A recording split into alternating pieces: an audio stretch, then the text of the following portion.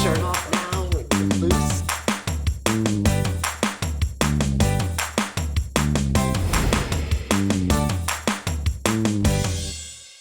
Jay, let's talk about timelines. Everybody, you have event planners, photographers, they all have kind of a timeline how they see the day. Now as entertainers or being a DJ, let's talk about how you see a timeline for the bride and groom.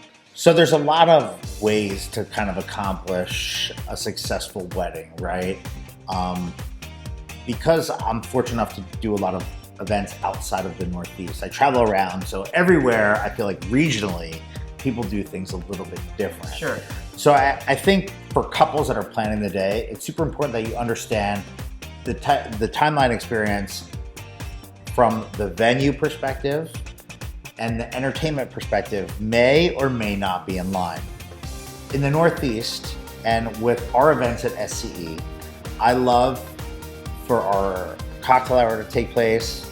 Guests are then invited into the reception space. They're invited to their seats. Usually the team from the venue takes the entree selections.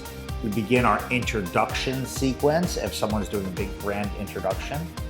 From there, we go immediately into our first dance, where songs can range from being played in their entirety to being cut down just a bit, depending on like the song that's being selected or the experience of that couple. Then the real question is, do you want to do your parent dances up front or move them later on?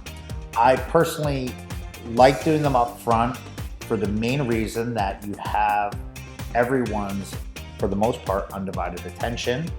If the song selections are extended or they're longer than 3 minutes, like most songs are, my candid advice is to our couples to maybe think about cutting the songs down slightly unless there's a moment taking place where parents are emotional or couples are emotional with their parents. So basically if they're couples, if they have a song to dance to with mom and dad, and sometimes they say, I don't want to dance the whole song, my mom. But if there's that moment where mom's singing or crying, yeah. like you can't cut that moment, right? But we live in an ADD scrolling society where people, their attention expires rather quickly, right? So you have to be sensitive to that. So if you do your dances up front, you have to be mindful of that and you have to cut them down a little bit. From there, you go into your welcoming, your blessing, your toast, maybe first course. And then one of our SCE things is we're known for absolutely jam-packing our dance floors before the entrees are served. It's a Northeast thing, but I love doing that because, and the reason behind me doing that is because people consume a ton of food during cocktail hour. They have a bunch of drinks.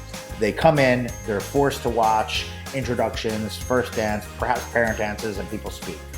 They then have their first course, but they've just literally ate for an hour and a half, right? So give your party the ability to let loose, to relax, and get that party started. So having a 15-minute, a 20-minute, a half hour, a 45-minute dance set is a really, really good thing.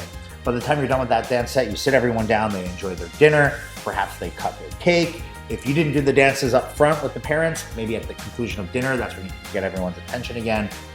Go into the parent dances, dance again. Yeah, of course. And then if you don't cut your cake at dinner, you do it maybe a half hour, 45 minutes, an hour into the party where dessert is then served generally here in the Northeast. And then you want to try to have a 45-minute to an hour dance at the end of the party. And I think it's good. Let's just touch on again why it's great to do everything in the beginning, our introductions, our first dance, our parent dances, to get it over with. I like doing dances in the beginning because you have everyone's undivided attention, right? When you come into the room, that's an epic milestone of the celebration where people are focused, they're dialed in, they're paying attention. Now, the con would be, hey, you have their attention. Do you want to hold that attention the entire time? Right. Think about if you do your parent dances at dessert or you do your parent dances after dinner. The thing that you're opening yourself up to is your family and friends that might be outside at the bar, they might be outside having a cigarette, they might be doing something else, they're moving their way around the celebration. They might not be completely focused in that moment. Also, like, the longer the celebration goes on, the more drinks they're able to consume, right? So you want to make sure that you have things done. I'm a big fan of doing things up front for the fact that you have everyone's attention, and it also allows you to kind of like relax after that. Usually that causes a lot of anxiety for our couples. I'm so excited. I'm nervous about this first dance. I'm nervous to dance with my parent, my mom, my dad, whatever. And then, you know, the party can actually start. Another thing that I've kind of experienced is like outside of this area, a lot of times you come in, it's like you come in, you do your first dance, or you cut your cake, you do this, and you do this, everything's front loaded. So you're coming from your cocktail hour basically into all this stuff, and then you're eating your dinner.